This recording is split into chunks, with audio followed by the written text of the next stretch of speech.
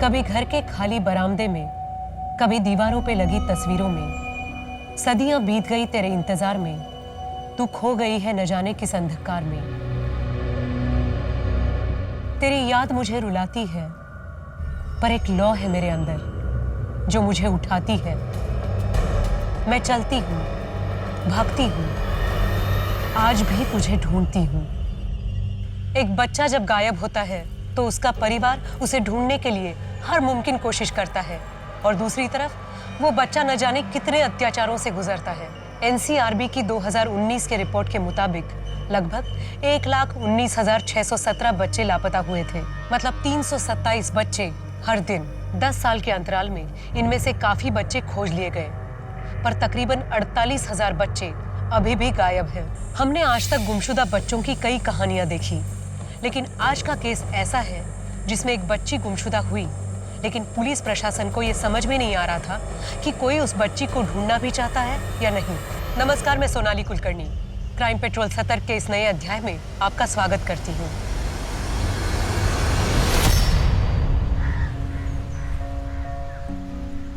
पर मम्मी मुझे नहीं जाना है, और कल तो खुशी का बर्थडे भी है ना, उसने मुझे बुलाया है। दिव्या, सिर्फ एक ही हफ्ते की बात है, तुम खुशी को सॉरी बोल दे। लेकिन मम्मा दिव्या, ये ले बेटा, तेरे लिए नई फ्रॉक। नई फ्रॉक? लेकिन पापा, इतना खर्चा करने की क्या जरूरत थी, और अभी तो पुरानी वाली है ना मेरे पास। अरे पुरानी वाली तू छोड़, उसको पहन के तो बिल्कुल राजकुमारी लगेगी, कोई बोल ही नहीं पाएगा तुझे किसी चीज की कमी है। मैं कह रही हूँ ना, मुझे किसी भी चीज की कमी नहीं है। हो गया तुम दोनों का? अब जाओ, बैग भी पैक हो गया।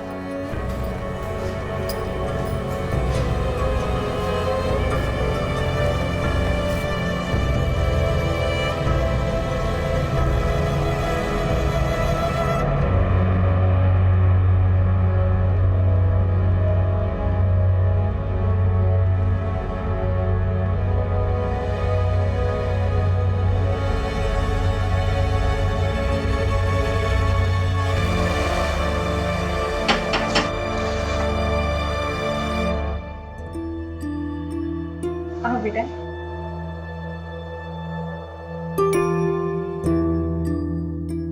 अगले मंगलवार को मैं दिव्या को ले आऊंगी। दिव्या, मेरा टाइम पे खाना खाना और टीवी कम देखना। ठीक है। ठीक है? बाय।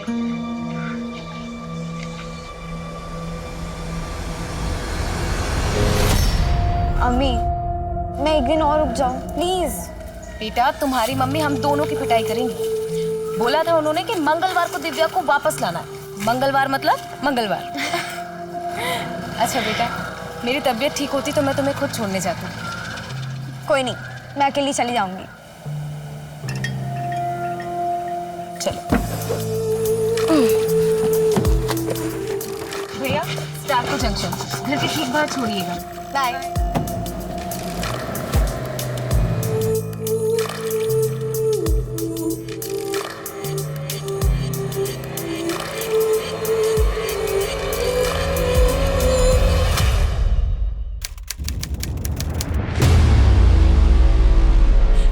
फरजाना, वो मेरी दिव्या को अकेला छोड़ ही नहीं सकती।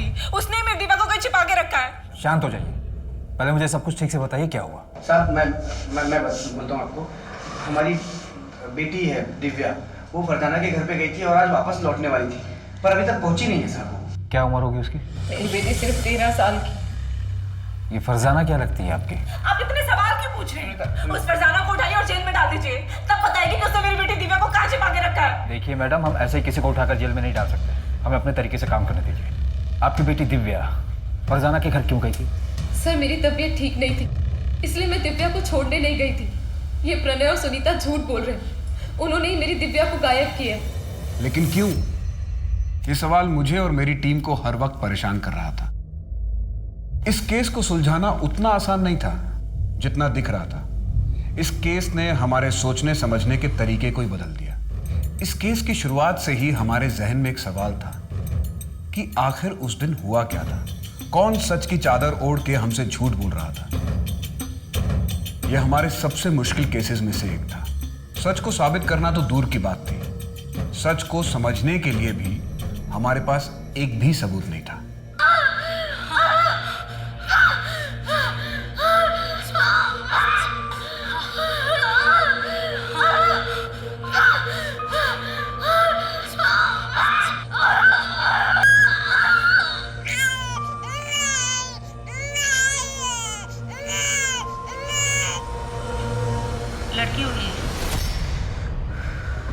नहीं देखना है मुझे, लेकर जाइए इसे।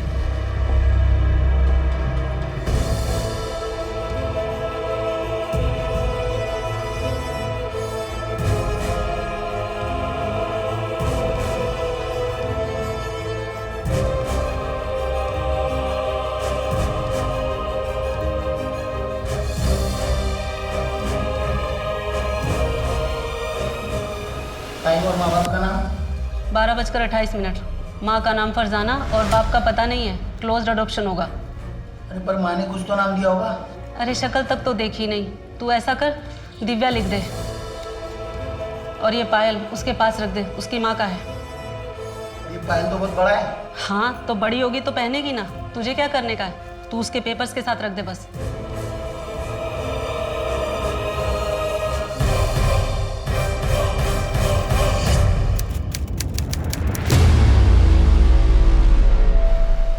देखो बेटा, अच्छा बर्ताव करना। अगर उन लोगों को तुम पसंद आ गई तो तुम्हें एक अच्छा परिवार मिल जाएगा। पसंद आऊंगी तब ना। अरे क्यों नहीं पसंद आओगी? इतनी अच्छी तो हो तुम। अगर मैं अच्छी होती तो मेरे मम्मी पापा मुझे यहाँ क्यों भेजते? देखो दिव्या, ऐसी बात नहीं है, उनकी भी कोई मजबूरी होगी ना। हाँ, मजबूरी होगी।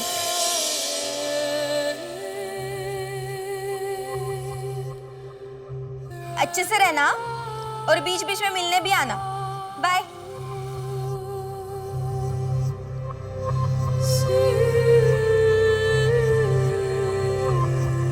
भैया कुछ खाने को दो ना। नहीं, पैसे नहीं चाहिए, भूख लगी है, खाने के लिए कुछ दो ना। आगे जाओ। दीदी कुछ दो ना खाने के लिए। पैसा नहीं लेगी, खाना खाएगी तू? मैं खिलाता ना तुझे खाना। चल।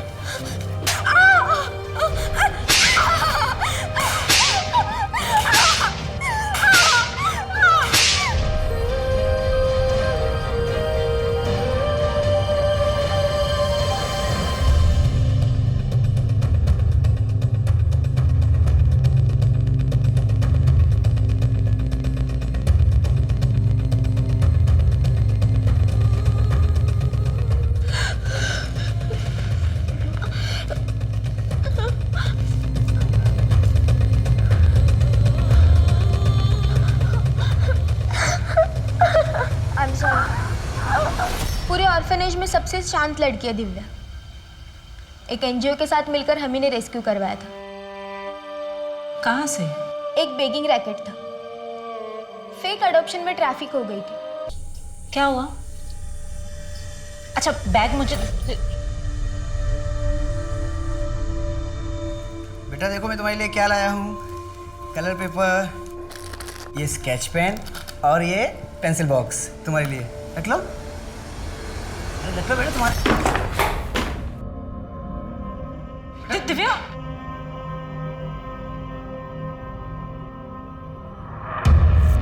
पण प्रणय, अडॉप्ट करण्याची काय गरज आहे? अरे शुभम है ना, इसको तो अपना ही बेटा समझ। पर भाऊ, शुभम तो है ही, एक बच्चा और रहेगा घर में तो सुनीता का भी मन लगा रहेगा। कुछ भी कर, पर एक बात का ध्यान रख, मैं मेरे बेटे का हक किसी और को मारने नहीं दूंगा। हाँ ठीक है, अगर वो तेरा खून होता तो मेरे को कोई फर्क नहीं पड़ता, पर अपनी खानदानी प्रॉपर्टी में मैं किसी और को हिस्सा लेने नहीं दूंगा। ऐसे लोग क्रिमिनल बनते हैं, और ये तो पता नहीं किसका गंदा खून है। ओ भाऊ, ऐसा बोलो नको। हाँ, मैं आपकी इज्जत करता हूँ इसलिए बताने आया था, परमिशन लेने नहीं आया था आपसे। चल सुनीता, निकतो भी। एक मिनट प्रणव, भाव क्रिमिनल गंदी परवरिश से बनता है और मैं अपने बच्चे की परवरिश आपकी तरह बिल्कुल नहीं करूंगी। चलो प्रणव। मन तो बेटे का था, पर कोई नहीं, बेटी सही। अच्छा हो हमने बेटी अडॉप्ट की, अब राजीव भाव को कोई दिक्कत नहीं होगी। मैं तो उनकी बात पे इतना गौर मत किया, उनकी बात का कोई सरकार नहीं होता। इसलिए बताओ, दीदी तुम्हारे साथ कुछ फ्री हुई? अभी तो नहीं, थोड़ा वक्त तो लगेगा ना उसको। दीदी के अच्छे से स्कूल में एडमिशन करवा दो। अपनी उम्र के बच्चों के साथ मिलेगी तो जल्दी खुल जाएगी। अच्छा प्रणय, उसका एडमिशन इंग्लिश मीडियम स्कूल में करवा दे, जहाँ पे वो पाटिल भाई है ना, उनकी बेटी जाती है खुशी, वहाँ पर। हाँ ठीक है, करवा देंगे। काय सगळे सांग मला, काय सगळे? पिछले 8 महीने से कंपनी में एक भी डील नहीं हुई, फोकट की पगार ले रहा है तू। भाऊ गाली मत दीजिए, मैं कोशिश तो कर रहा हूँ ना। कोशिश कर रहा है बरोबर, पर अपने लिए कोशिश कर रहा है तू। कंपनी के नाम पर जो डील आती है तू अपने नाम पे लेता है। तेरे नाम तो FIR करना चाहिए मुझे। हाँ वो मेरा अलग से काम है, मेरे अपने कॉन्ट्रैक्ट्स हैं। मैंने तेरे को इधर बैठाया, नौकरी पे रखा, तेरे को ट्रेनिंग दी, अभी मेरे को गणित सिखा रहा है तू। बहुत गप बस, अभी अपना सामान पैक करो, निकल इधर से।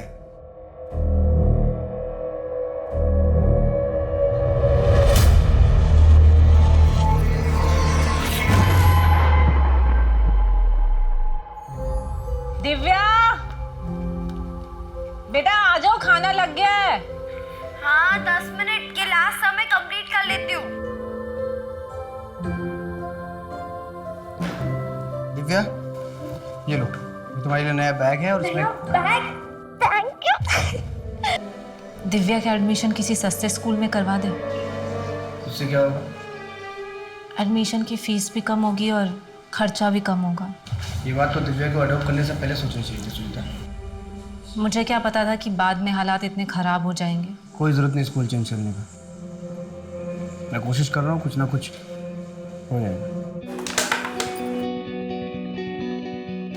और मैं देखते जी आप सुनीता मात्रे हैं? हाँ जी बोलिए। दिव्या है क्या? आप कौन? मैं दिव्या की अम्मी।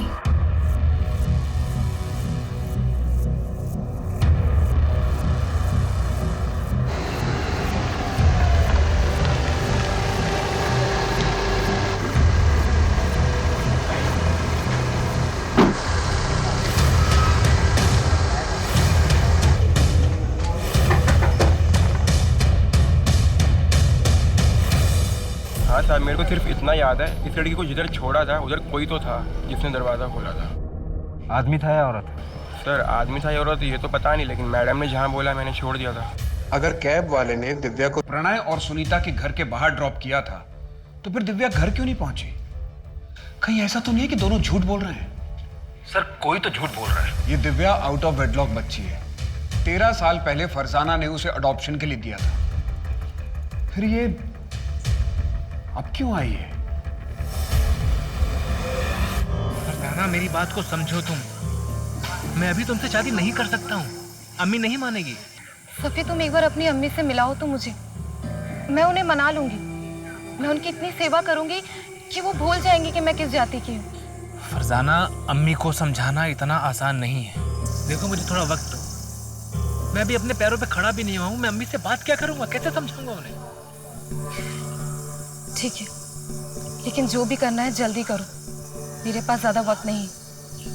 मैं अभी चलती हूँ, अब्बू घर पे इंतजार कर रहे हूँ। अच्छा सुनो तुम, इतनी मुश्किल से तो आई हो तुम फरजाना, 10 मिनट की रुक जाओ।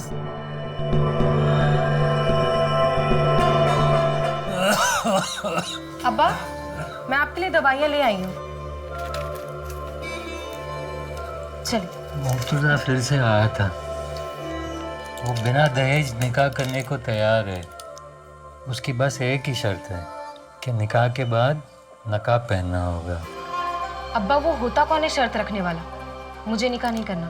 अब दवाई पीजिए। बहुत डर लग रहा है, पुलिस आएगी तो बाल की खाल निकालेगी। कहीं घबराहट में मुंह से कुछ निकल गया तो क्या करूं? निकल जाऊं क्या? ठीक है।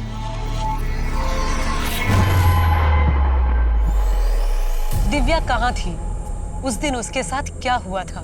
ये केस पुलिस के लिए बहुत मुश्किल साबित हुआ, न सिर्फ इसलिए कि उनके पास कोई ठोस सबूत नहीं था, बल्कि इसलिए भी कि इस कथा के मुख्य पात्र ही ईमानदार। हमारी कैब वाले से बात हुई, उसका कहना है कि उसने दिव्या को आपके घर के बाहर ही छोड़ा था। हो ही नहीं सकता। मैं तो सारा दिन घर पे थी, दिव्या का इंतजार कर रही थी। आप दोनों को किसी पर शक है? नहीं, हमें किसी पर शक नहीं है। और दिव्या को गायब करके किसी को क्या मिलेगा? सर मैं बोल रही हूँ वो फरजाना ही है। उसने ही मेरी बेटी दिव्या को कहीं छिपा के रखा है। अगर फरजाना ने ऐसा किया भी होता तो वो खुद क्यों नहीं गायब हो गई? ताकि साहब उस पर किसी को शक ना हो। और देखिए ना, हो भी वैसा ही रहा। आपको उस पर नहीं, हम पे शक हो रहा है। साहब हम झूठ क्यों बोलेंगे? वो तो हम पता कर लेंगे कौन और क्यों झूठ बोल रहा है।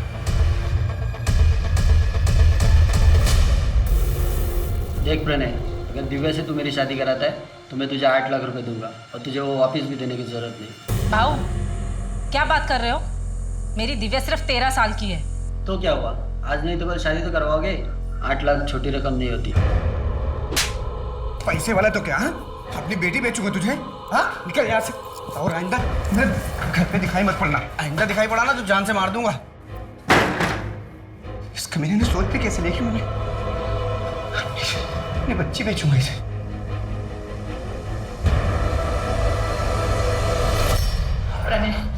प्रणय मुझे मेरी दिव्या चाहिए। हम ऐसा करते हैं, हम फरजाना के घर जाते हैं, उससे बैठकर बात करते हैं, जो भी प्रॉब्लम है ना उसको सुलझाते हैं। लेकिन मुझे मेरी दिव्या चाहिए, दिव्या चाहिए मुझे मेरी।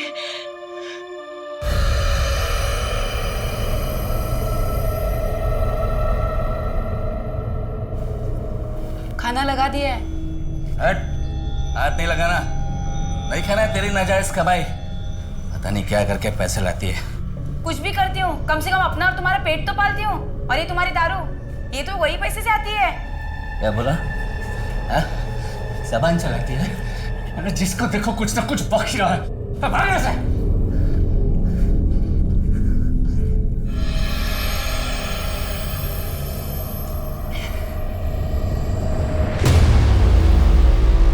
सुनीता, पड़ोसी बोले फरजाना कल रात में निकल के बैग लेके। क्या? तो अब क्या करेंगे? पर कैसे? उस पर नजर क्यों नहीं रखी गई थी? सॉरी सर, वो हमसे। नीलेश, ये बहुत बड़ा ब्लंडर है। फरजाना हमारी सस्पेक्ट थी और वो हमारे नाक के नीचे से गायब हो गई।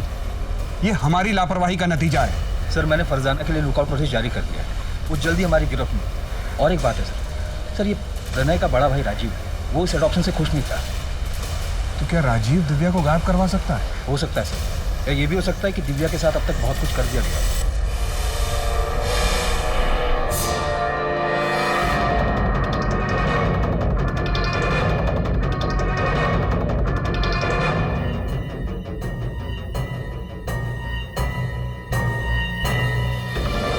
जी मुझे अडॉप्शन से प्रॉब्लम था, लेकिन जब लड़की अडॉप्ट हुई तो फिर मुझे क्या प्रॉब्लम? सुनीता और प्रणय का जो कुछ भी है वो रखे वो। अब उनके पास पहले कुछ नहीं है तो वो जाने। मतलब? प्रणय का बिजनेस काफी डाउन हुआ है और मुझे पूरा यकीन है सर, अब प्रणय भी पछता रहा होगा उस दिव्या को अडॉप्ट करके। और सर रही मेरी बात, मुझे उस दिव्या से क्या प्रॉब्लम होगा? मेरे बेटे को हमारी जायदाद में से उसका हक मिल जाएगा और मुझे क्या चाहिए? 19 नवंबर को तुम कहाँ थे? मैं मेरे घर पे ही था, मेरा बेटा भी था। अब चाहे तो हमारे पड़ोसियों से पूछ सकते हैं, किसी ने तो देखा ही होगा।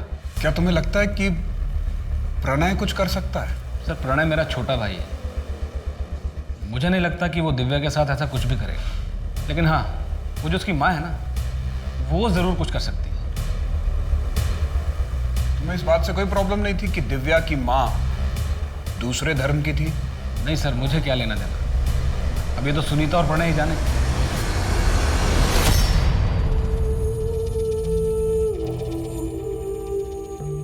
पापा ये देखो मैंने आपके लिए बनाया। Happy father's day.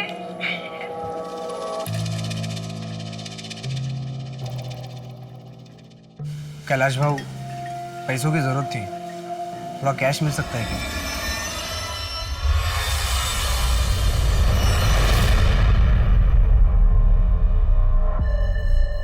कहीं तुमने ही दिव्या को?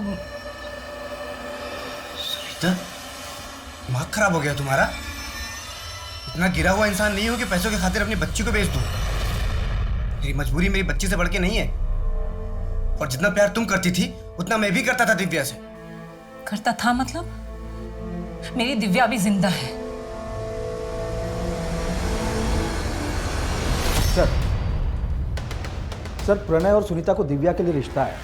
कैलाश वागले नाम का एक आदमी है, यहाँ गोवा में 3 रिजॉर्ट है उसके, और 8 लाख रुपए में बात भी तय हुई। पहले तो प्रणय ने उसे धक्का मार कर निकाल दिया, लेकिन अपने खबरी जग्गू ने पता किया ये प्रणय दोबारा कैलाश से मिला था, शायद डील कर ली। तो क्या ये चाइल्ड मैरिज का केस है? कहीं ऐसा तो नहीं कि प्रणय ने मौके का फायदा उठाया ताकि सबको ये लगे कि ये सब कुछ फरजाना ने किया है?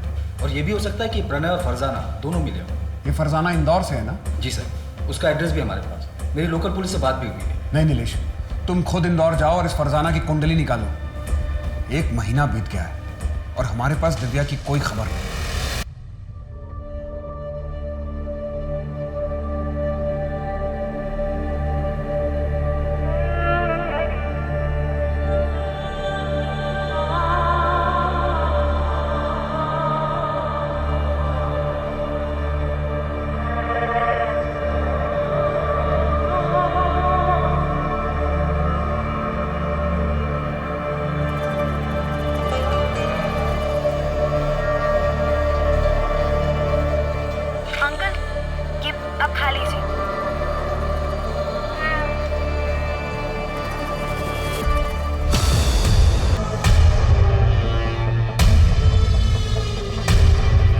मैं ऐसे रहूंगी?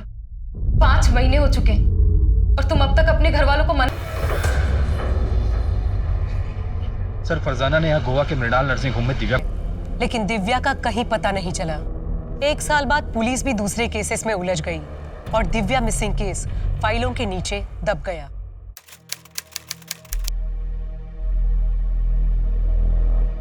तुम अभी तक तैयार नहीं हुए? ये भगवान, ये नाश्ता करो। तुम्हारा रोज का नाटक है, ट्यूशन के लिए भी लेट हो जाते हो। अरे कोई बात नहीं, मैं ड्रॉप कर दूंगा। हाँ, तुम्हारे इसी लाड प्यार ने ना इसको बिगाड़ के रख दिया। दूध भी पियो। मेरा राजकुमार है ये। तू खा बेटा, आराम से खा। डैडी तुझे ड्रॉप करेंगे यार। दूध भी पियो। आज की सबसे बड़ी खबर, सुप्रीम कोर्ट का फैसला। अब बेटियां भी होंगी अपने पिता की संपत्ति में बराबर की हकदार। इंडिया के हिस्ट्री में एक लैंडमार्क जजमेंट। अब बेटियां भी होंगी अपने पिता की संपत्ति में बराबर की हकदार। मैं मेरे बेटे का हक किसी और को मारने नहीं दूंगा। हाँ ठीक है, अगर वो तेरा खून होता तो मेरे को कोई फर्क नहीं पड़ता। अच्छा हो हमने बेटी अडॉप्ट की, अब राजीव भाव को कोई दिक्कत नहीं होगी।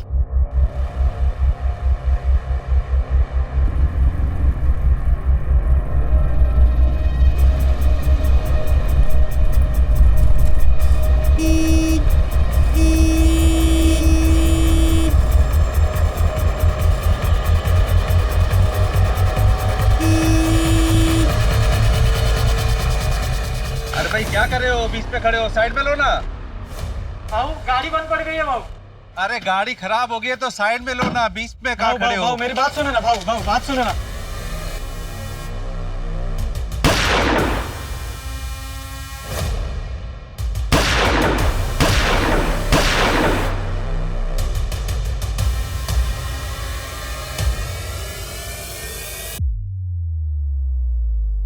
सुरेश कांबले नाम था सर, इंपोर्ट एक्सपोर्ट का बिजनेस है, बड़ा आदमी और पॉलिटिकल कनेक्शन भी बहुत स्ट्रांग थे।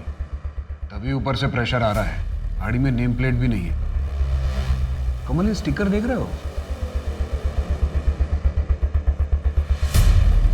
कॉमन नहीं है, मैंने इस स्टिकर और बाइक की फोटो सर्कुलेट करवा दी। पता करो कि कहाँ प्रिंट हुआ था और किसने करवाया था। विक्टिम के बारे में और कोई डिटेल? सर, सुरेश कांबले का ज़्यादातर बिजनेस कैश में होता था। बैंक में पैसा जमा करने जा रहा था। इतना बड़ा आदमी खुद कैश जमा करवाने जा रहा था? पैसों को लेकर वो किसी पर भरोसा नहीं करता था। फैमिली में और कौन कौन है? वाइफ पुष्पा कांबले और बेटा धीरज। वाइफ तो यहीं गोवा में और बेटा अमेरिका में पढ़ाई कर रहा है। बड़ा आदमी था तो दुश्मनी कई लोगों से रही होगी। कमल, कहीं ऐसा तो नहीं कि ये रॉबरी हमें गुमराह करने के लिए हो, जबकि असली मोटिव सुरेश को रास्ते से हटाना ही हो? सर, वो एंगल भी हम खंगाल रहे हैं, लेकिन मॉडस ऑपरेंडी जगत सिंह कैसी है? जगत कौन? मुंबई वाला?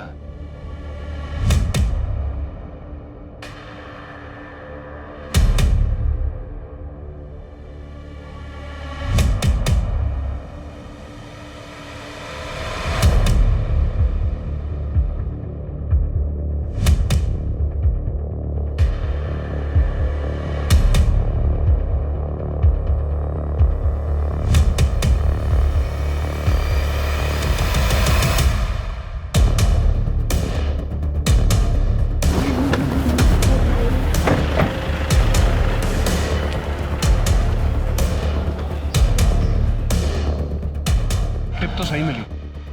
जग्गू को फोन कर। हाँ जग्गू, स्कूटर तो मिल गई है। वो दोनों कहाँ पर है? आप रेस्टोरेंट में आ जाओ, यहाँ दोनों चिल मार रहे हैं।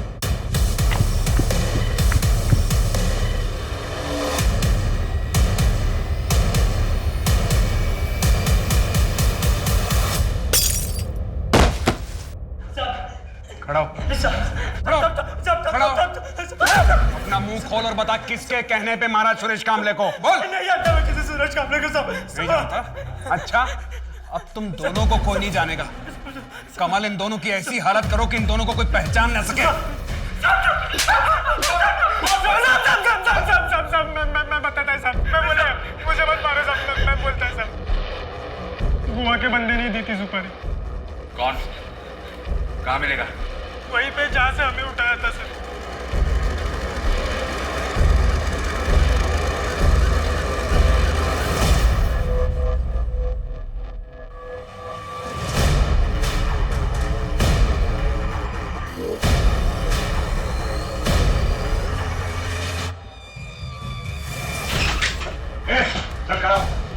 क्या कर रहा?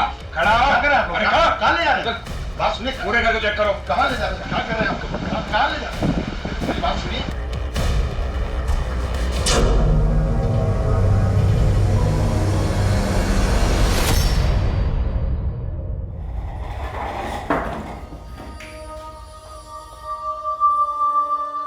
क्यों सुपारी दी थी सुरेश कामले की? वो तो तुम्हारा शागिर्द था। कर्म अच्छे कर, ऊपर वाले का यही फरमान है तेरे लिए। अगर अगले 2 सेकंड में अपना मुंह नहीं खोला ना तो उसी ऊपर वाले के पास भेज दूंगा। तेरा ये गुस्सा ही तेरा सबसे बड़ा दुश्मन है और यही एक दिन तुझे जानने मिलेगा।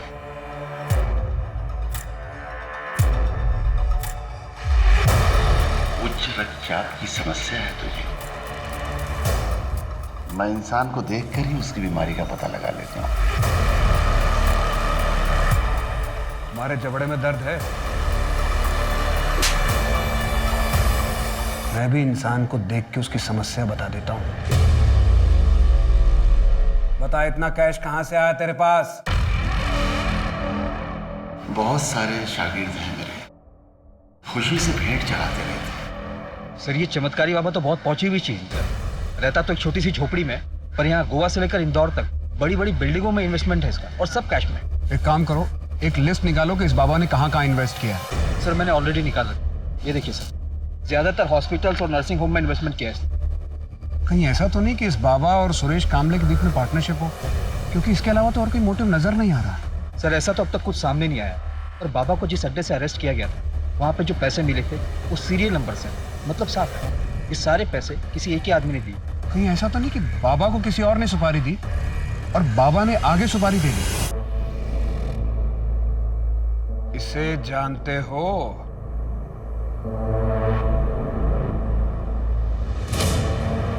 नहीं।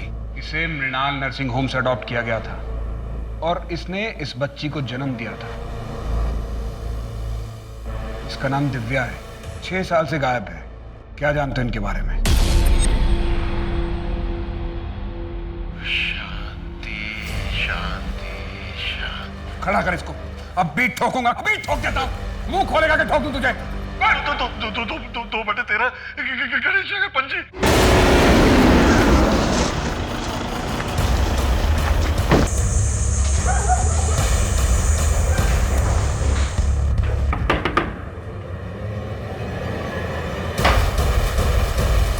खत्म हुआ चूहे बिल्ली का खेल। बहुत साल घुमाया तुमने।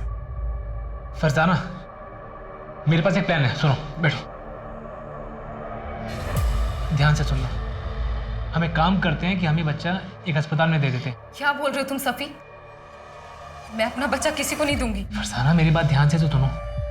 देखो, एक चमत्कारी बाबा की वजह से मुझे एक अस्पताल के बारे में पता पड़ा है। हम ये बच्चा वहाँ दे सकते हैं, वही बच्चा रख लेंगे और डिलीवरी होने तक तुम भी वहाँ रह सकती हो। हम जब निकाह कर लेंगे फिर ये बच्चा वापस ले लेंगे। और ना ही मेरा सफ़ी से कभी निकाह हुआ और ना ही मैं अपनी बच्ची को ले पाई। फिर मुझे पता चला कि सफ़ी को HIV है। मैंने अपना टेस्ट करवाया तो मैं भी पॉजिटिव आई। मौत को इतने करीब से देखने के बाद मेरे अंदर की ममता जाग गई। सोचा बच्ची कुची जिंदगी अपनी बच्ची के साथ गुजार पाऊं, पर दिव्या आप कहाँ है?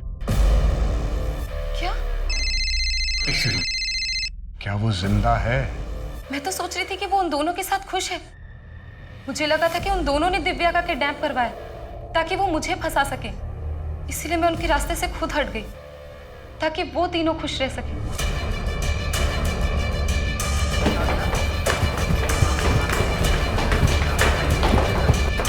पूरे नर्सिंग होम को सर्च करो। अगर और फोर्स की जरूरत है तो और फोर्स मंगा लो। मुझे इस नर्सिंग होम का पूरा कच्चा चिट्ठा चाहिए। यहाँ कौन काम करता था, करता है, यहाँ पर किस किस की ईंट लगी है, सब। जी सर, लेकिन सर हम किस बेस पर इन्वेस्टिगेशन कर रहे हैं? इस नर्सिंग होम में कुछ तो है नीलेश। ये सिर्फ एक कोइंसिडेंस नहीं हो सकता। सर ये देखिए सारी फाइल में क्या क्या है।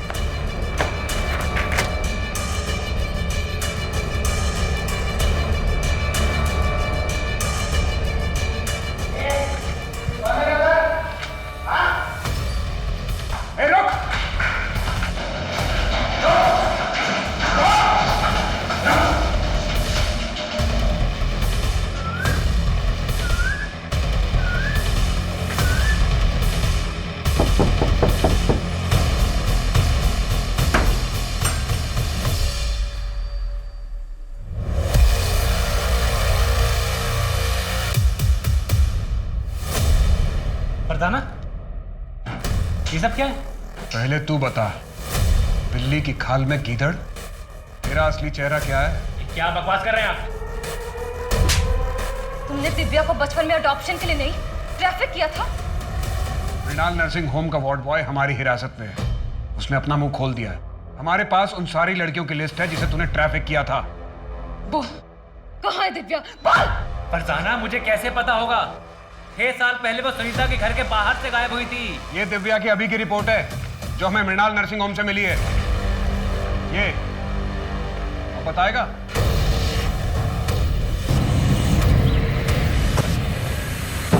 कौन हो आप? क्या हो रहा है ये? कौन हो आप? ये क्या कर रहे हो? और आप गाड़ी कर रहे हो?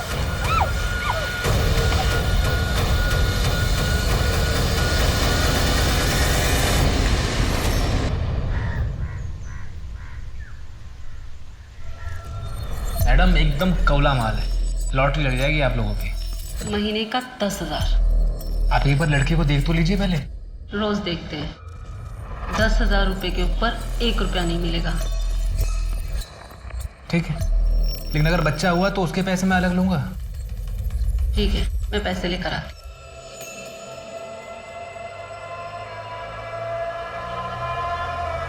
इसका नाम गौरी है। जाओ।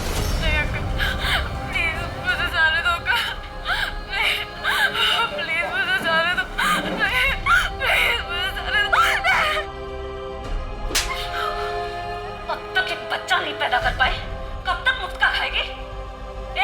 कुछ करो ना इसका। दिव्या मुझे कभी नहीं चाहिए थी, वो अनचाही बच्ची थी। मैं बस फरजाना के साथ रहना चाहता था, लेकिन फरजाना को दिव्या चाहिए थी।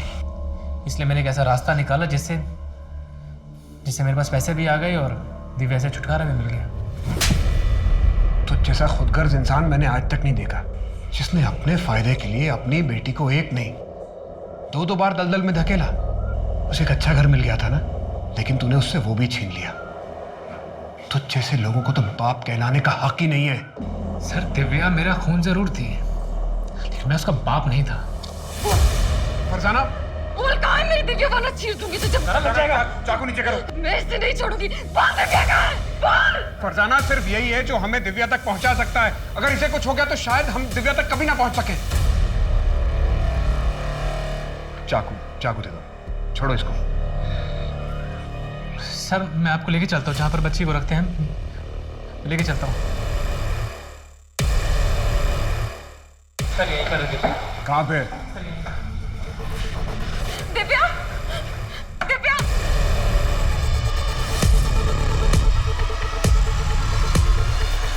दिव्या मेरी बच्ची। बोल, मेरी दिव्या कहाँ है? बोल, मैं तेरे को जान से मार दूंगी वरना। बोल, मेरी दिव्या कहाँ है? यही थी दिव्या, यही रखा था मैंने। सर, मैं सच कह रहा हूँ। दिव्या!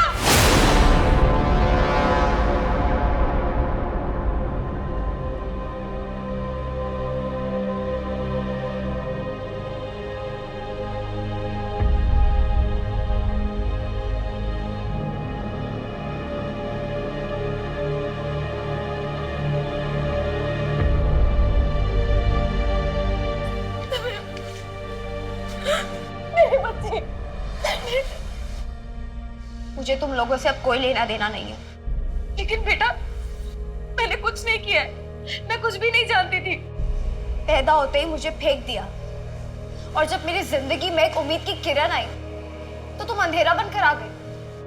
अगर तुम मेरी जिंदगी में ना आती तो मेरे साथ ये सब कुछ नहीं होता। बेटा, मैं इसमें शामिल नहीं थी।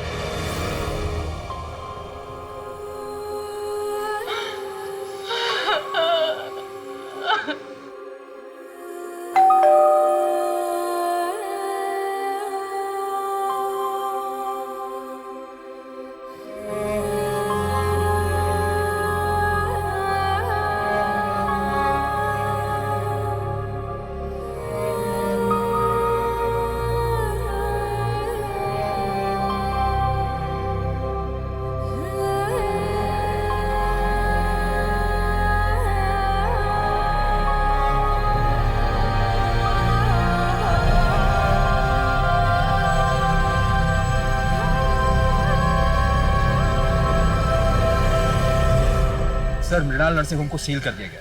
पिछले 25 साल से गोरख धंधा वहाँ चल रहा था। कुछ औरतें अपनी मर्जी से आती थी, फरजाना जैसे, उन्हें स्मूथ कॉलम में रखा जाता था, और कुछ खरीदी जाती थी दिव्या के जैसे, उन्हें डिफिकल्ट कॉलम में रखा जाता था। फिर उन्हें प्रेग्नेंट करके उनके बच्चों को बेच दिया जाता है। बाबा ने अपना मुंह खोला कि सुरेश कामले की सुपारी किसने दी थी। आपने जब से उसका सत्य से परिचय करवाया और ऊपर जाने का मार्ग खोला, तब से वो तोते की तरह बोल रहा है।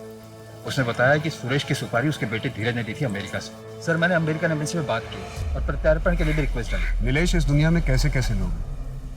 एक बेटी बिना माँ बाप के इस दुनिया में कितना कुछ झेलती है, और एक बेटा जिसे उसके बाप ने दुनिया के सारे सुख चैन दिए, वो अपने बाप की हत्या करवा देता है। सर, आप दिव्या को कभी भूले ही नहीं थे ना? कभी नहीं। कुछ केसेस एक दरार छोड़ जाते हैं, ये भी उनमें से ही एक था। वैसे दिव्या की काउंसलिंग शुरू हो गई है। होपफुली उसे वैसी जिंदगी मिलेगी जैसी वो डिजर्व करती है। शफीक खुदगर्जी में इतना अंधा हो गया था कि उसने अपनी ही बेटी का सौदा 2 बार कर दिया, क्योंकि उसके लिए वो अनचाही थी। लेकिन इस सब में दिव्या की क्या गलती थी? इस केस को सुलझाने के बाद पुलिस ने 128 औरतों और बच्चों को उस ट्रैफिकिंग रैकेट से बचाया जो अलग अलग शहरों में चलाया जा रहा था। इस केस में 6 साल होने के बावजूद पुलिस दिव्या को नहीं भूली थी, और अंत में पुलिस ने दिव्या को इस दलदल से निकाल दिया जहां उसके अपनों ने उसे धकेला था। आज दिव्या सुनीता, प्रणय और अपने छोटे भाई के साथ रह रही है। हम आशा करते हैं कि दिव्या जल्द इस सदमे से उभरे और एक खुशहाल जिंदगी जिए। अब मैं सोनाली कुलकर्णी आपसे विदा लेती हूँ। फिर मिलेंगे एक ऐसे ही चौंका देने वाले केस के साथ क्राइम पेट्रोल सतर्क, जस्टिस रीलोडेड में। तब तक अपना और अपने परिवार का ख्याल रखिए। आप जानते हैं कि हम सब एक मुश्किल दौर से गुजर रहे हैं। कृपया मास्क पहने, समय समय पर हाथ धोते रहें और उचित दूरी बनाए रखें। देखते रहिए क्राइम पेट्रोल सतर्क। जय हिंद। नमस्कार, मैं सोनाली कुलकर्णी क्राइम पेट्रोल सतर्क के इस नए अध्याय में आपका स्वागत करती हूँ।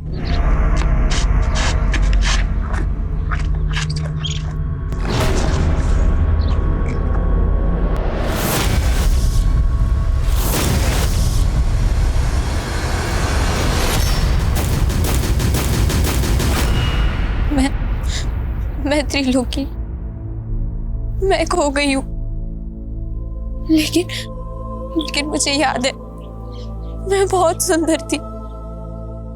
मैं मिस इंडिया थी और मिस वर्ल्ड भी। अब मुझे घर जाना है, माँ बाप को गले से लगाना है, उनके साथ झूला झूलना है।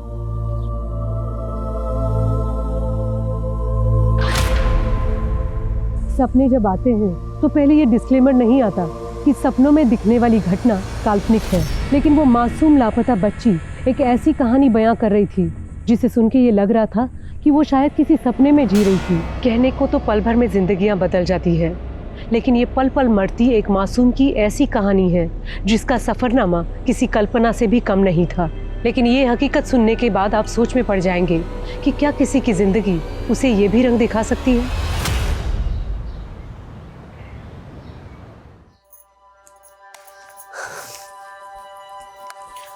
माँ, ये लिपस्टिक पाउडर भी रख दी। ला ला। तू तो मुझे बोलती थी माँ मैं तुझे छोड़कर कहीं नहीं जाऊंगी। और अब तुरंत तैयार हो गई।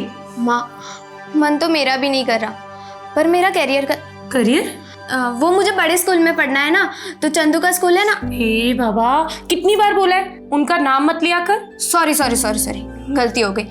अब से ना मैं उन्हें चंदू जी बोला करूंगी। चंदू जी, ओ चंदू जी, ऐसा बोला। तू भी बिल्कुल नौटंकी है। चल ला दे।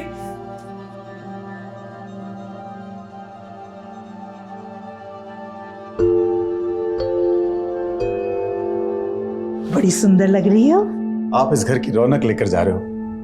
बचपन में इससे कोई गलती हो जाए तो। ऐसी बातें कर रहे हैं आप? इसके बचपने से तो हमारे घर की रौनक बढ़ने वाली है। सही बात है। ये बात त्रिलोकी की बिल्कुल चिंता मत करो, वो हमारे घर में बहुत खुश रहेगी। हैं? ये आज्ञा दो। चलो भाई साहब।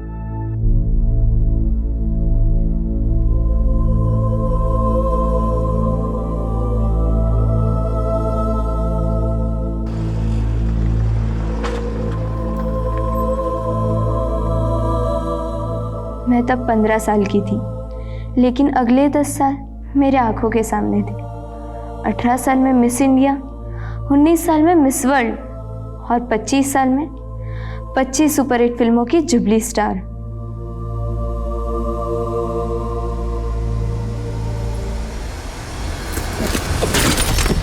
भैया, गाड़ी क्यों रोक दी?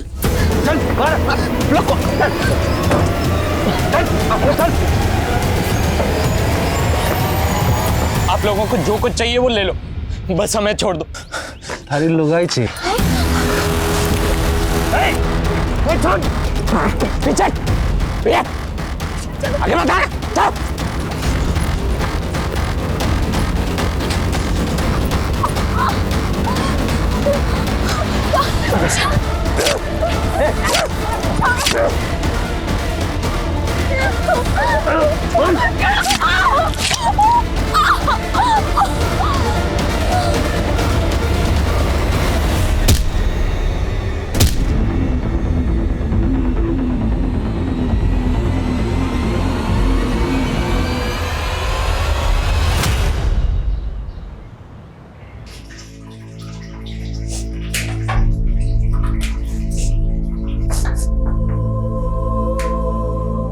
त्रिलोकी, तू प्याज काट रही है?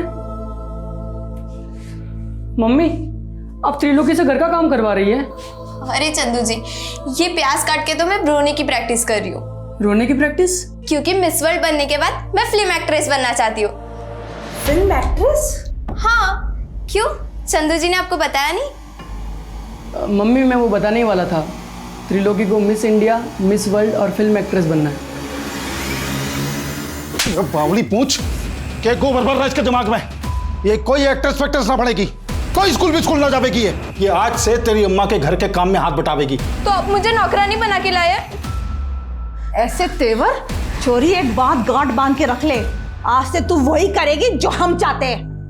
मैं यहाँ दुखियारी अबला बनकर नहीं रहना चाहती। मैं अपने गांव वापस जा रही हूँ। छोरी, तू कहीं ना जावेगी और आज के बाद जबान भी ना चलावेगी। जबान चलाई ना तो काट दूंगा। चल अंदर, लेके जा इसने।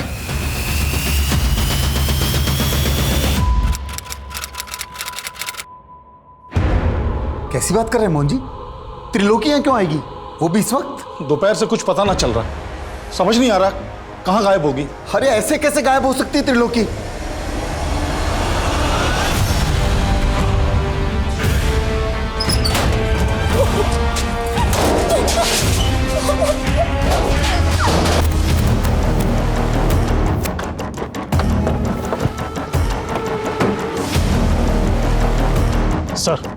सर, एक औरत और आदमी को बुरी तरह से मारकर चेहरे बिगाड़ दिए गए और इनकी पहचान से जुड़ी हुई भी कोई चीज नहीं मिली है।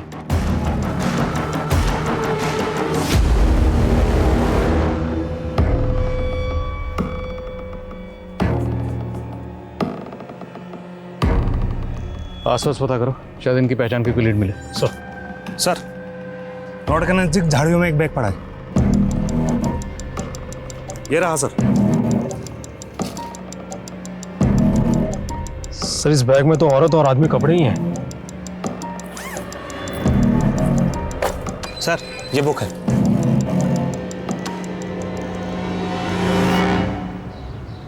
साहब मेरी बेटी त्रिलोकी पिछले 3 महीने से रेवाड़ी में मेरे दोस्त मोहन जी के घर पे रह रही थी। कल शाम से उसका कुछ पता नहीं है साहब। त्रिलोकी को आखिरी बार कहाँ देखा था आपने? हमारे घर के बाहर दोपहर में देखा था जी। त्रिलोकी, एक कप चाय बना दे मेरे लिए। उसके बाद तो फिर वो अंदर ही नहीं आई जी, पता नहीं बाहर से कहाँ चली गई। तो उस वक्त घर में त्रिलोकी और आपके अलावा और कौन कौन था? वो जी मैं और वही थे। मेरी बीबी और बेटा तो बाहर गए थे बाजार। त्रिलोकी का कोई बॉयफ्रेंड वगैरह? नहीं साहब, ऐसी कोई बात नहीं है। आप त्रिलोकी को ढूंढिए ना साहब, पता नहीं मेरी बेटी किस हाल में होगी। मुझे छोड़ दो प्लीज, मुझे जाने दो। नहीं नहीं नहीं नहीं नहीं, नहीं।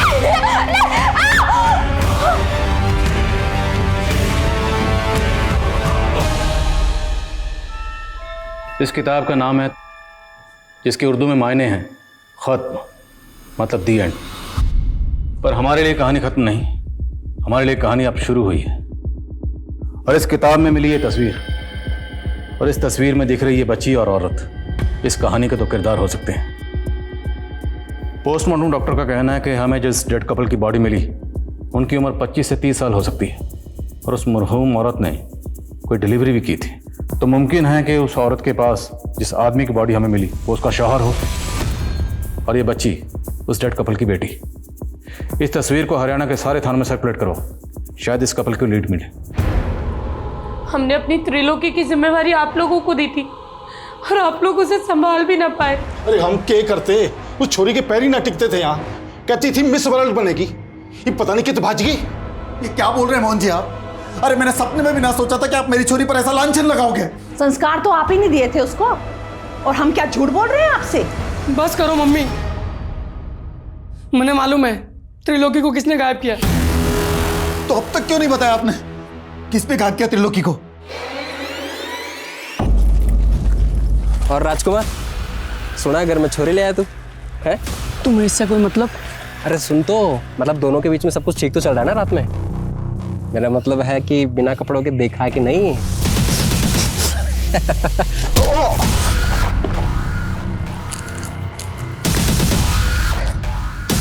तू तो भाग गया चंदू, पर तेरी त्रिलोकी ना भाग पाएगी हमसे। कौन है वो लड़का? चल बोल, त्रिलोकी को कहाँ गायब किया? साहब मैंने गायब नहीं किया है त्रिलोकी को, ये चंदू ने मुझे फंसा रहा है। उल्टा उसके घर वाले और ये चंदू मिलकर ना उस पर झूठ ढा रहे थे त्रिलोकी पर। अगर तूने सच नहीं बोला ना तो जुल्म हम ढाएंगे तेरे ऊपर। साहब झूठ नहीं बोल रहा हूँ, ये चंदू के घर वालों ने चंदू का और त्रिलोकी का बाल विवाह करवाया था।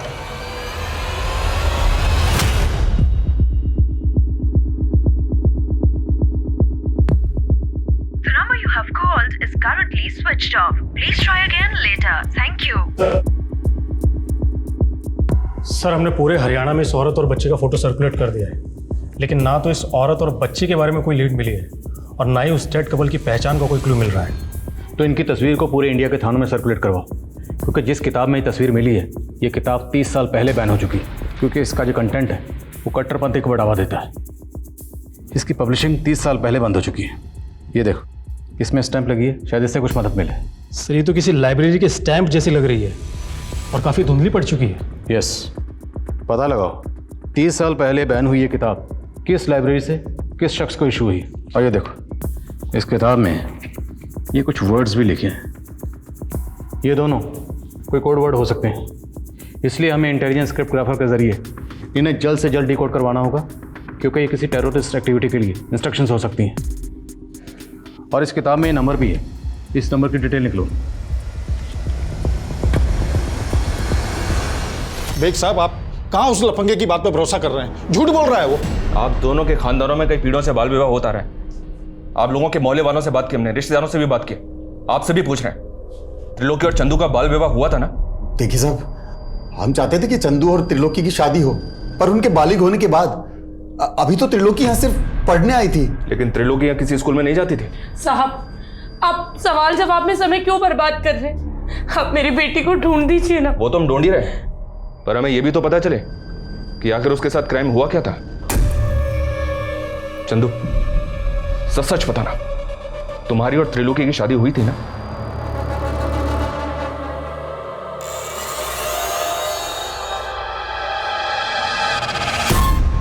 नहीं सर, हमारी शादी नहीं हुई थी, हम तो बस दोस्त हैं।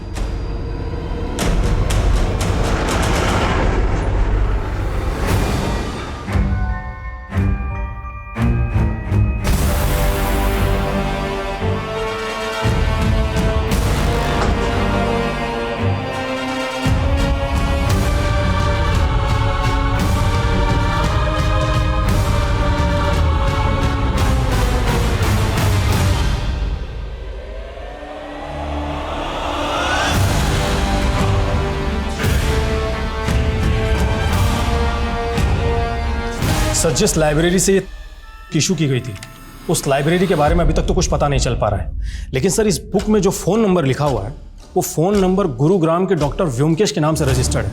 और सर, ये व्योमकेश नेचुरोपैथी के डॉक्टर है।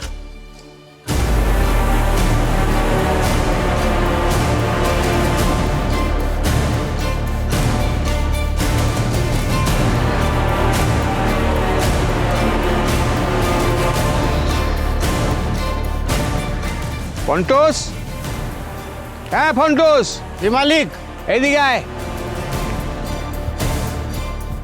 हाँ मालिक, ये देखो पता लो। हाँ, और तुम्हारे हरियाणा में क्या बोलता है वो, सील बाटा। कूट कूट कर रस बनाओ, मालकिन को रसपान कराना है। जा। ठीक है मालिक।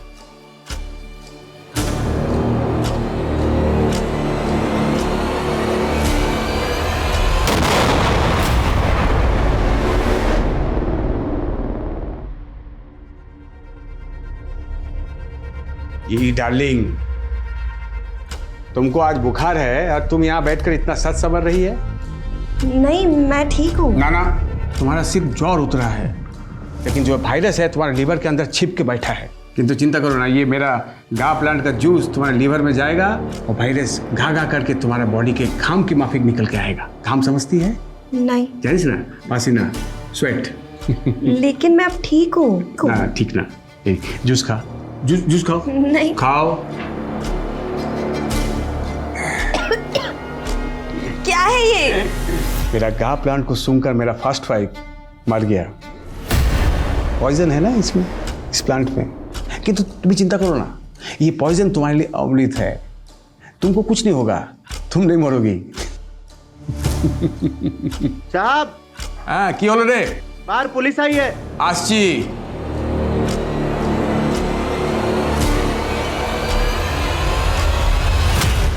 ना, ऐसा किसी औरत और बच्ची को नहीं जानता मैं। देखिए, हमें मर्डर सीन पे एक किताब मिली, उस किताब में एक फ़ोन नंबर लिखा हुआ था और हमें पता चला है कि फ़ोन नंबर आपका है। देखिए सर, ये मेरा ओल्ड नंबर है। एक जोशी ने कहा कि ये मेरे लिए अनलकी है, तो 6 मास पहले बंद कर दिया था मैं। लेकिन डॉक्टर व्योमकेश, नंबर तो आपका ही है ना? मैं एक फेमस डॉक्टर हूँ, देश विदेश में मेरा पेशेंट है। हाँ, अब किसी किताब में मेरा नाम और नंबर है तो इसमें मेरा क्या दोष है? डॉक्टर, वो कोई मामूली किताब नहीं, 30 साल पहले बैन हो चुकी, क्योंकि वो किताब कट्टरपंथी को बढ़ावा देती है। इसलिए जो हमें डेड बॉडी मिली है, हो सकता है उसके कत्ल में आपका कोई पेशेंट इन्वॉल्व हो। जितने पेशेंट आपके अभी तक हुए हैं, हमें सबकी डिटेल चाहिए। लाखों पेशेंट है मेरा, किस किस का डिटेल्स दूंगा मैं? I can not help you sir, you can go. Sir, एक minute. Sir, Rewari Mahendragarh road पे आईडी चीफ गौतम सोलंकी की कार में ब्लास्ट हुआ है और कहा जा रहा है कि टेररिस्ट अटैक है।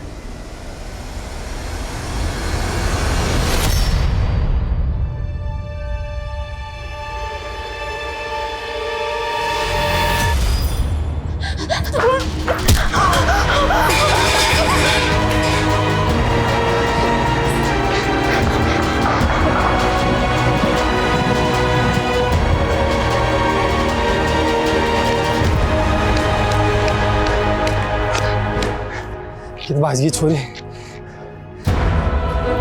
अच्छा,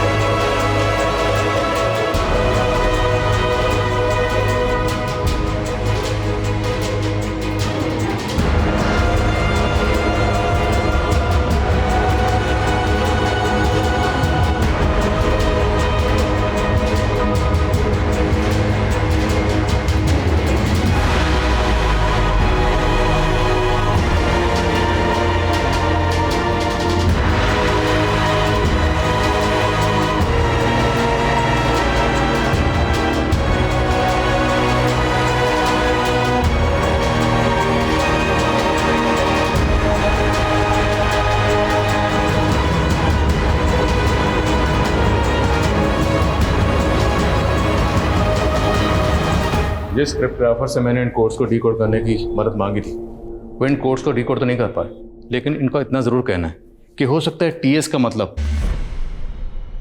जो इस किताब का टाइटल है, तो शायद ये कोई ऐसी इंस्ट्रक्शन हो पेंड होती हो। सर, इस बुक पे जो स्टैंप है उस पर JNT विजिबल है, और जब मैंने मालूम किया तो पता चला कि दिल्ली में एक जनता लाइब्रेरी है। हो सकता है ये बुक वहीं से इशू की गई हो। वीर, पता करो दिल्ली में ये लाइब्रेरी कहाँ है। अगर ये किताब वाकई उसी लाइब्रेरी से इशू हुई है तो पता करो ये किस शख्स को इशू हुई थी, क्योंकि वही शख्स अब इस केस का राज खोल सकता है। हो सकता है उस शख्स से हमें उस डेड कपल की कोई लीड मिल सके और इस बच्ची की भी। तो सुमेश जी, प्रिया और उमंग की कुंडली का मिलान तो हो गया, बस अब ये दोनों एक दूसरे को पसंद कर लें तो फिर हम आगे की बात करते हैं। जैसा आप ठीक समझे। आप तलवा लाई है ना? क्या हुआ? मैं पता नहीं आया आप तो। त्रिलोकी हमें रेवाड़ी महेंद्रगढ़ रोड पे मिली थी। एक आदमी ने इसका वीडियो बनाया था और उस वीडियो को सर्कुलेट किया। उस वीडियो को जब हमने देखा तो हमें इसके बारे में पता चला। मैं एक टाइम मशीन में बैठी थी और फिर खो गई। उस वीडियो में ये जिस तरह से बात कर रही है, ऐसा लग रहा है कि जैसे इसकी दिमागी हालत ठीक नहीं है। और हमने जब इसको बताया कि इसके पेरेंट्स ने आत्महत्या कर ली है तो ये एकदम से खामोश हो गई। ये 3 महीने कहाँ थी ये बताया इसने? जी नहीं, ये कुछ भी नहीं बता पा रही है। लेकिन हमने जब इसका मेडिकल टेस्ट करवाया तो पता चला कि पिछले कई महीनों से इसे नशे के इंजेक्शन दिए जा रहे थे और लगातार इसके साथ बलात्कार किया जा रहा था। बलात्कार? जी हाँ। त्रिलोकी ये भी नहीं बता पा रही है कि इसके साथ बलात्कार कौन कर रहा था। चाइल्ड काउंसलर की हेल्प से हम त्रिलोकी से दोबारा बात करेंगे। तब तक आप लोग इसे संभालिए, क्योंकि इसके पेरेंट्स के अलावा एक आप ही हैं जिसे हम इसकी कस्टडी दे सकते हैं।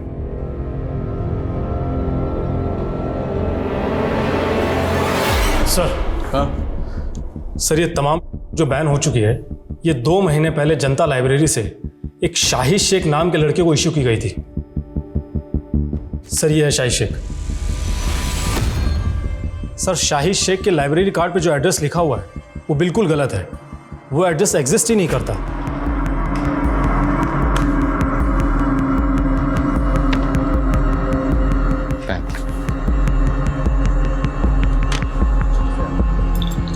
Thank you. इस शाहिद शेख के लिए लुकआउट नोटिस जारी करो। हो सकता है किसी कट्टरपंथी गिरोह से जुड़ा हो। सर। Veer hold on. तुमने बताया कि उसने ये किताब जनता लाइब्रेरी से 2 महीने पहले इशू करवाई थी। हाँ सर। लेकिन इस किताब पे ये जो नंबर लिखा है डॉक्टर व्योमकेश का, तो उनका तो कहना है कि उन्होंने ये नंबर 6 महीने पहले बंद कर दिया था। सर, डॉक्टर व्योमकेश बिल्कुल झूठ बोल रहा है। पोस्टमार्टम रिपोर्ट के मुताबिक डेड कपल की मौत 20 मार्च को हुई थी और डॉक्टर व्योमकेश का वो नंबर 20 मार्च तक एक्टिव था। तो डॉक्टर के कॉल रिकॉर्ड में शाहिद और डेड कपल ये इस औरत से जुड़ा का नंबर? नहीं सर, लेकिन सर इसके CDR में कई फेक आईडीज़ के नंबर हैं। और सर, डॉक्टर व्योमकेश का कई औरतों के साथ में अफेयर भी है। सर, उसने करीब 3 शादियां की हैं और उसकी पिछली 2 बीवियां सस्पिशियस सर्कमस्टेंसेस से गायब हो गई थी। और सर, ये ज्योत्सना उसकी तीसरी बीवी है।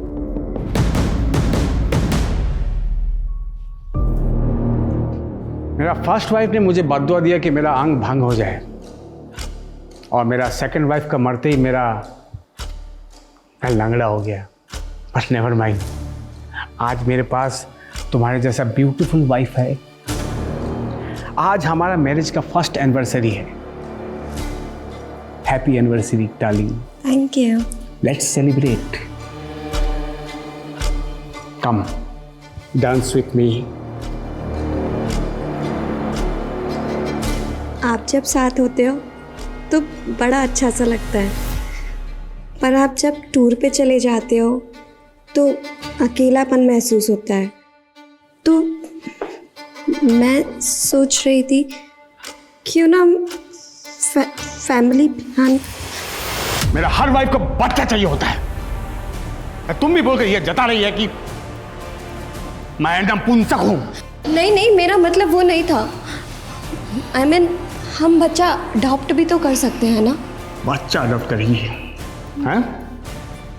बच्चा?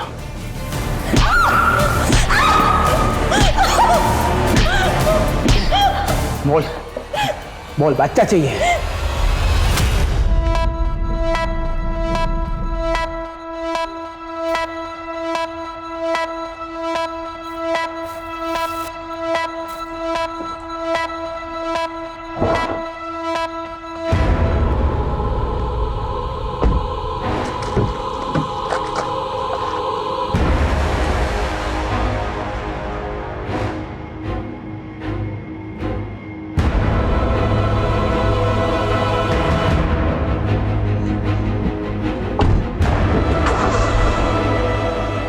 यातनाओं के कुछ पल भी लंबे काल की तरह होते हैं और त्रिलोकी तो 3 महीनों से कभी खत्म ना होने वाली पीड़ाओं को सह रही थी। मिस इंडिया और मिस वर्ल्ड बनने के उसके सपने तो अब धूमिल से गए थे, लेकिन उसके अंदर जलती लौ में क्या अब भी कोई चिंगारी बची थी? कहते हैं जिंदगी अगर जहर हो तो हम जहर का घूंट पी पी कर भी यही सोचते हैं कि शायद एक दिन हमारे नसीब में अमृत का प्याला होगा। लेकिन त्रिलोकी के नसीब में अब क्या था? मौत या एक और जहर भरी जिंदगी? एक अलग कपल की हत्या के केस में पुलिस शाहिद को तलाश कर रही थी और साथ ही इस केस में अब डॉक्टर व्योमकेश को प्राइम सस्पेक्ट मान रही थी। लेकिन उस किताब में मिली उस फोटो में दिख रही उस औरत और बच्ची का इस केस से क्या वास्ता था? बोलिए, चुप क्यों हैं आप? कहाँ है डॉक्टर व्योमकेश? सर वो तो आज सुबह ही दिल्ली चले गए, कल सुबह तक वापस आ जाएंगे। ये चोट कैसे लगी आपको? क्या सर मैं आपसे अकेले में बात कर सकती हूँ? अरुण। Yes sir. ये देखिए सर, ये देखिए, वो आदमी मुझे रोज मारता है जानवरों की तरह। आप रोइए मत, मैं उसके खिलाफ घरेलू हिंसा का केस बना देता हूँ। आप गवाही देंगी? नहीं सर, अगर मैंने ऐसा किया तो वो अपनी पिछली 2 बीवियों की तरह मुझे भी मार डालेगा। व्हाट? उसने अपनी बीवियों को? जी सर। आपके पास कोई सबूत है इसका? नहीं सर, लेकिन जब से मैंने उससे शादी की है मुझे ये तो मालूम हो गया कि वो आदमी अच्छा नहीं है। इस आदमी को और इस औरत को क्या डॉक्टर व्योमकेश के साथ में कभी देखा था आपने? नहीं सर, कभी देखा तो नहीं है, लेकिन मैं आपको इन लोगों के बारे में पता करके बता सकती हूँ। अच्छा, एक काम कीजिए, आप मेरा पर्सनल नंबर ले लीजिए और आपको कुछ भी प्रॉब्लम हो आप मुझे फ़ोन कीजिएगा। सर हम मानते हैं उस कार ब्लास्ट के बाद मीडिया में एक केस और भी हाईलाइट हो गया, लेकिन सर मेरा यकीन मानिए हम इस केस को ज़रूर सॉल्व करेंगे, बस हमें थोड़ा सा वक्त दीजिए सर। और जी सर, जय हिंद।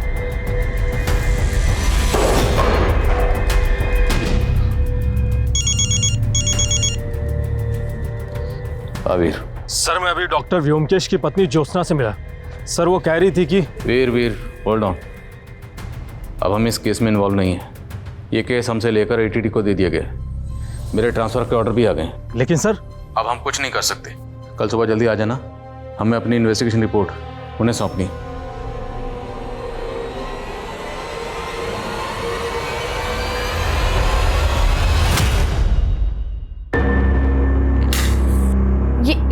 ये क्या कर रहे हैं आप? ये जबान ताप करने की थेरेपी है। अब मैंने वो शब्द ताप ताप बोलना सीख लिए हैं जिनकी आज सबसे ज्यादा जरूरत है। बोलूं? I love you. अब तुम अपने समूह से वो ताप के जहर को माल दो जितने मुझे तोतला किया। आजा आजा। नहीं आजा। वो छोड़।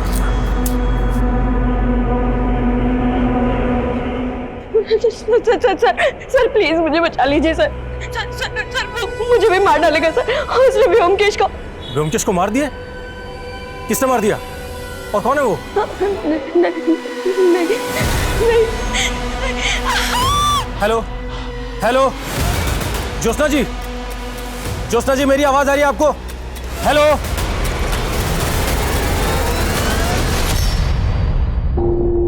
ये वीर का फ़ोन अभी तक बंद है। मैंने साफ साफ कहा था कल सुबह जल्दी आ जाना, अभी तक नहीं है और फ़ोन भी बंद है। वर्मा। Yes sir. आप एक काम करो, ये फाइल तुरंत डीएजी साहब के ऑफिस में पहुंचा दो। मुझे फरीदाबाद पहुंचना है, दोपहर से पहले वहां ज्वाइन करना होगा। सर हम लोग आपको बहुत मिस करेंगे। मैं भी आपको बहुत मिस करूंगा, पर क्या करें, ड्यूटी का दस्तूर है, आज यहाँ तो कल वहाँ। फाइल पहुंचा दीजिएगा और अपना ख्याल रखिएगा। जय हिंद सर। जय।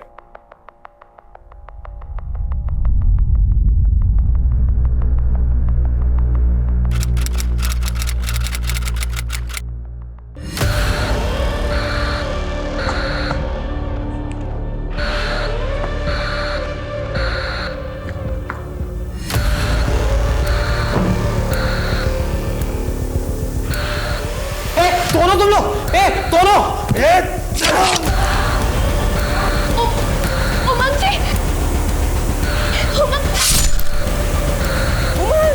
उमंग, प्रिया, उमंग।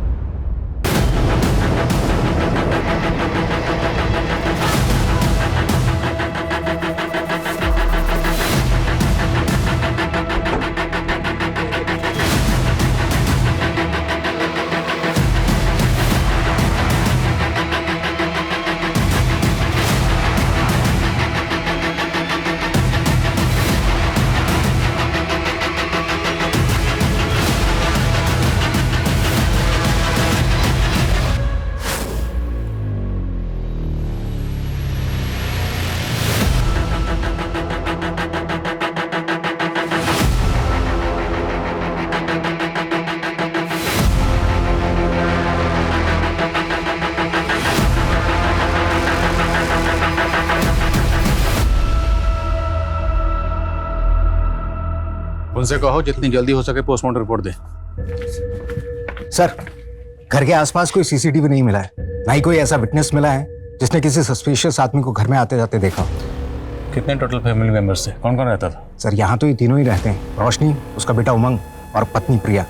पड़ोसी ने बताया कि 2 महीने पहले ही प्रिया और उमंग की शादी हुई थी। पता नहीं मुझे ऐसा क्यों लग रहा है कि मैंने इस प्रिया को पहले कहीं देखा है।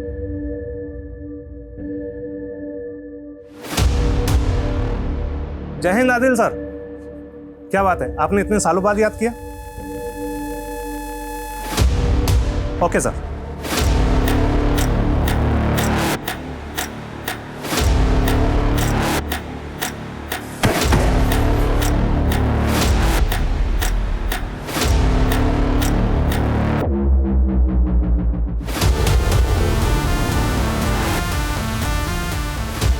सर, आप कह रहे हैं कि 6 साल पहले मानेसर में जिस लड़की को आपने मरा हुआ पाया वो प्रिया थी, और अब 6 साल बाद उसका फरीदाबाद में मर्डर हो गया। पढ़ो ना, मेरा इंट्यूशन तो यही कह रहा है।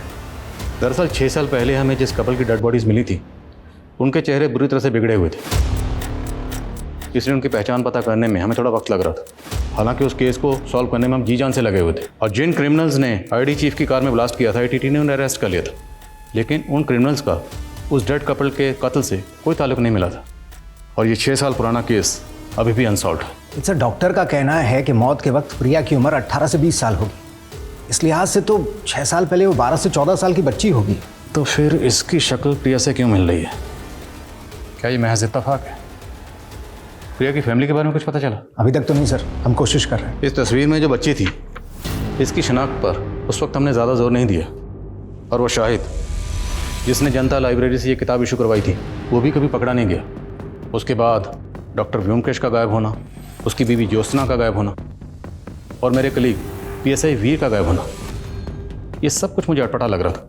इसलिए मैंने DIG साहब से इस केस को रीओपन करने की परमिशन मांगी। मुझे पूरा यकीन है कि इन दोनों केसेस का आपस में कोई ना कोई ताल्लुक ज़रूर है।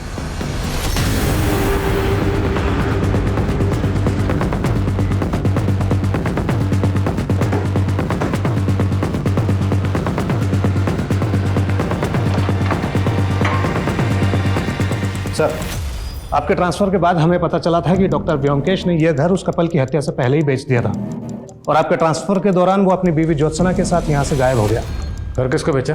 कमलेश नाम का आदमी है सर, लेकिन घर खरीदने के बाद वो ज़्यादा दिनों तक यहाँ रहा नहीं, क्योंकि सुनने में आया है कि वो यहाँ से इसलिए चला गया कि उसे लगता था इस घर में किसी भूत का साया है। बुला इस कमलेश को पुलिस स्टेशन। Yes sir. हाँ मनीष। सर, मैंने उमंग के रिश्तेदारों से मालूम किया, लेकिन रंजिश का कोई एंगल नहीं मिल रहा है। हो सकता है लूट के इरादे से ये हत्या की गई हो, या फिर किसी और मकसद को लूट की शक्ल दी गई। प्रिया की फैमिली का कुछ पता चला? उमंग के रिश्तेदारों से उमंग और प्रिया की शादी के कुछ फोटोज मिले हैं, उसमें प्रिया का बाप भी है। उसका नाम सोमेश है, लेकिन वो कहाँ है और उसका कॉन्टैक्ट नंबर क्या है ये किसी को नहीं पता। फैमिली की CDR आने वाली है, शायद जल्दी कुछ पता चले। प्रिया और उसके ससुराल वालों के इतने ब्रूटल मर्डर हुए, सोमेश को आना चाहिए था, लेकिन ये नहीं आया। ये सोमेश मुझे कुछ डाउटफुल लग रहा है। इसकी बैकग्राउंड खंगालो। साहब, बड़ी नेगेटिव एनर्जी वाला घर था वो। मेरे पंडित ने कहा वहाँ अकाल मृत्यु हुई है, इसलिए भूत का साया है। मैं तो बहुत पछता रहा हूँ साहब उस घर को खरीद कर। कब से ढूंढ रहा हूँ डॉक्टर व्योमकेश को। तो उस डील के बाद डॉक्टर व्योमकेश कभी नहीं मिला तुझे? नहीं साहब, लेकिन जब हम वहाँ रह रहे थे तो एक बच्ची डॉक्टर व्योमकेश की पत्नी ज्योत्सना के बारे में पूछने आती थी। ये वो बच्ची थी? नहीं साहब, कोई और ही बच्ची थी। मैंने उसको कई बार बोला ज्योत्सना अब यहाँ नहीं रहती, लेकिन वो बार बार आती रहती थी। बच्ची आती कहाँ से थी? उसका नाम, एड्रेस कुछ तो पता होगा? नहीं साहब, एड्रेस तो नहीं है, लेकिन हाँ वो अपना नाम मधु बताती थी और गोल्डन पब्लिक स्कूल की यूनिफॉर्म पहने रहती थी।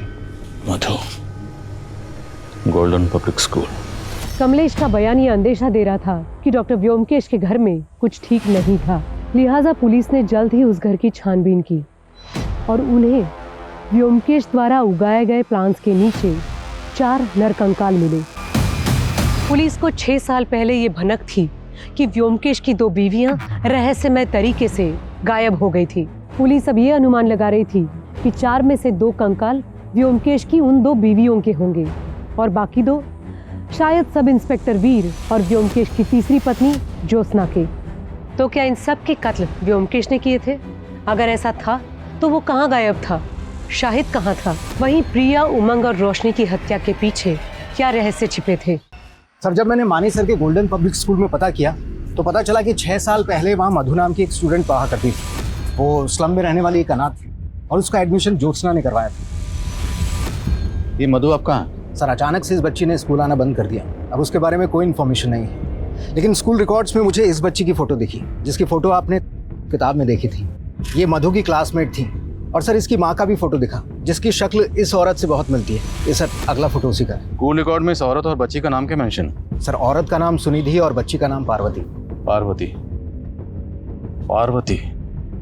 एक बार को अगर हम मान लें कि प्रिया ही पार्वती है, क्योंकि बच्ची बड़ी होकर अपनी माँ जैसी दिख सकती है, तो शायद उमंग की बीवी प्रिया पार्वती हो सकती है। 6 साल पहले हमें जिस कपल की डेड बॉडी मिली थी, उनका डीएनए प्रिजर्व किया गया था। उस मरहूम औरत के डीएनए से प्रिया का डीएनए मैच करके देखो। और मधु इस वक्त 18-19 साल की होगी। पता लगाओ मधु कहाँ है। सर,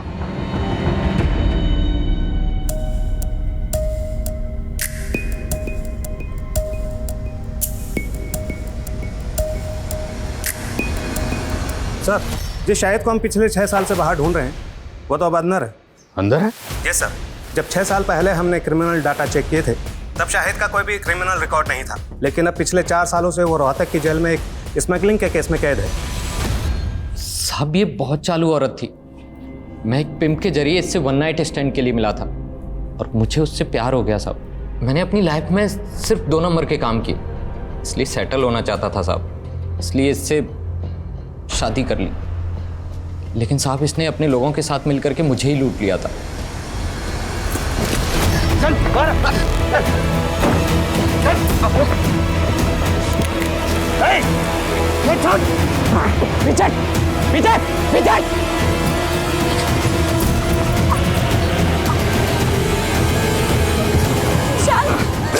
ये सब कुछ मैंने अपनी जान बचाने के लिए किया था सिर्फ। तो मतलब जो 2 लाशें हमें मिली उसमें से एक लाश इस औरत की थी जिसका नाम है सुनिधि।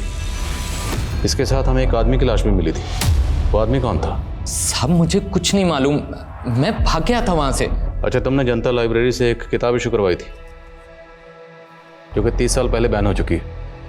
किस कट्टरपंथी ग्रुप से जुड़ा था? नहीं साहब, मैं किसी कट्टरपंथी ग्रुप से नहीं जुड़ा हूँ। मुझे तो सिर्फ वैसी किताबें पढ़ने का शौक था बस। उस किताब में एक नंबर लिखा हुआ था जो डॉक्टर व्योमकेश का। उसे कैसे जानता? साहब, मैं उन्हें नहीं जानता, लेकिन ये नंबर तो सुनिधि का था। मैंने उस वक्त उस किताब में लिख दिया था। उस किताब में एक तस्वीर मिली थी। उस तस्वीर में सुनिधि के साथ ये बच्ची भी थी। ये बच्ची कौन है? ये तो उसकी बेटी थी साहब। वो बोलती थी कि उसका पहला पति मर गया था। अच्छा, पिंप कौन था जिसके जरिए तो सुनिधि से मिलता था? शायद शंकर था साहब। वो उसका नंबर भी था मेरे पास में पुराने वाले फ़ोन में। क्या यही शंकर है? हाँ साहब, यही था। मुझे याद है साहब, यही था।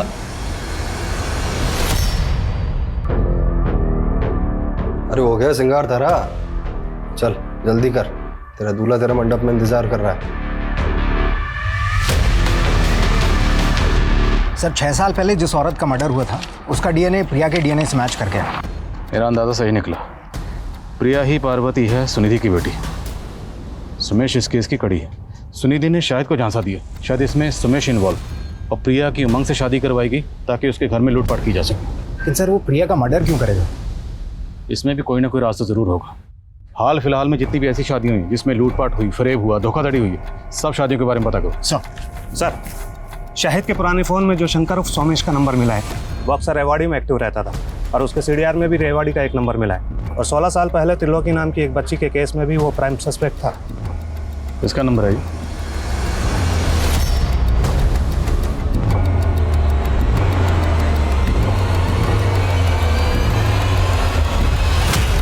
बोलिए कौन?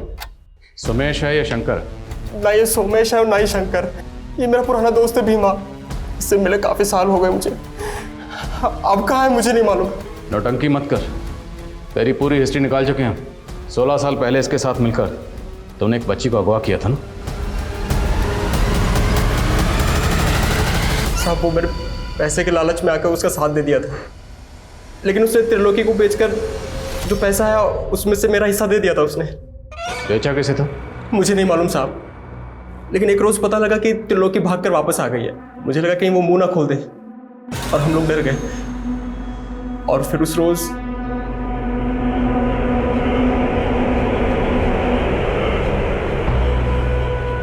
जिसने उस बच्ची को वहां पर अकेला छोड़ा था वो शख्स कौन था?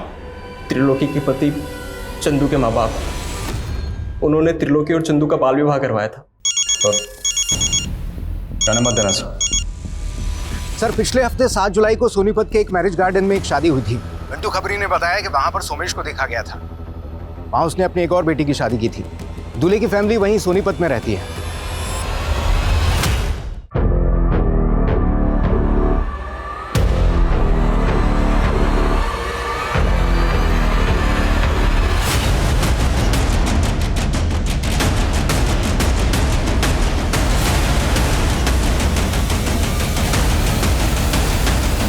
Jyotsna, wife of doctor Byomkesh.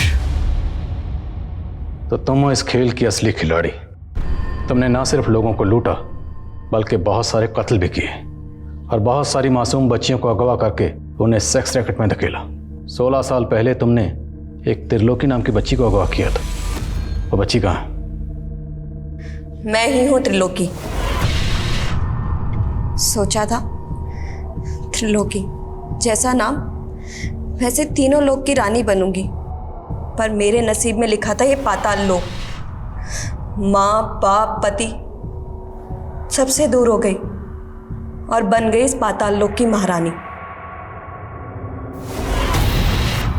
और ये आदमी मेरा सबसे बड़ा दुश्मन था। इसका दिया हुआ जहर पी पी कर मैंने सोचा अगर जहर ही पीना है तो फिर शान से पीऊँगी, अगर धंधा ही करना है तो फिर टॉप की धंधे वाली बनूंगी। और मेरे हुस्न का जादू चलता गया, पर मुझे और रईस बनना था।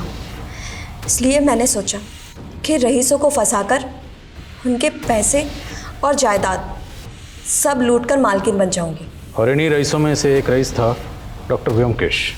हाँ, कमीना था तो पैसे वाला, पर उससे शादी करने के बाद मुझे पता चला कि उसने अपनी पिछली दोनों बीवियों को मारकर उसी घर में गाड़ा हुआ है। इसीलिए वो उस घर को बेचकर भागना चाहता था। जब उसने वो घर बेचा तो मैंने उन पैसों को लूटकर भागने का प्लान बनाया। सुनिधि भी तुम्हारी तरह लड़के फंसाती थी? हाँ, सुनिधि को ये धंधा मैंने ही सिखाया था। व्योमकेश का पुराना सिम कार्ड मैंने ही सुनिधि को इस्तेमाल करने के लिए दिया था। पर शाहिद को लूटते वक्त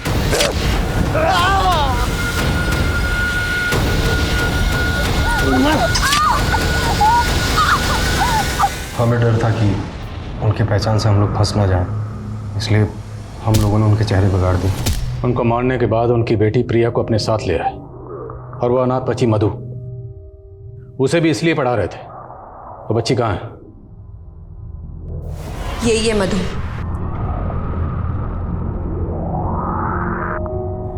व्योमकेश को मारने के बाद मुझे भागना था। बच्चा चाहिए।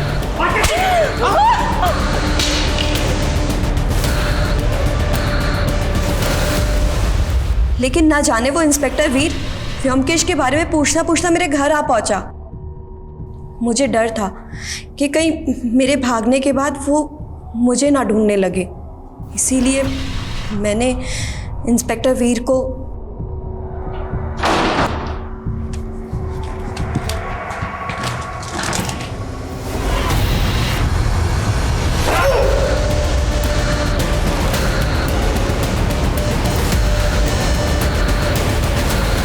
लेकिन प्रिया, वो तो तुम्हारे लिए काम करती थी ना, तो उमंग की फैमिली के साथ साथ उसे क्यों मारा? उसका हरिश्चंद्र जाग गया था सर। उमंग के साथ शादी करने के बाद कहने लगी कि मैं तुम्हारे साथ काम नहीं करना चाहती, और सर धमकी देने लग गई कि अगर मुझसे ज़बरदस्ती की तो मैं सब कुछ पुलिस को बता दूंगी।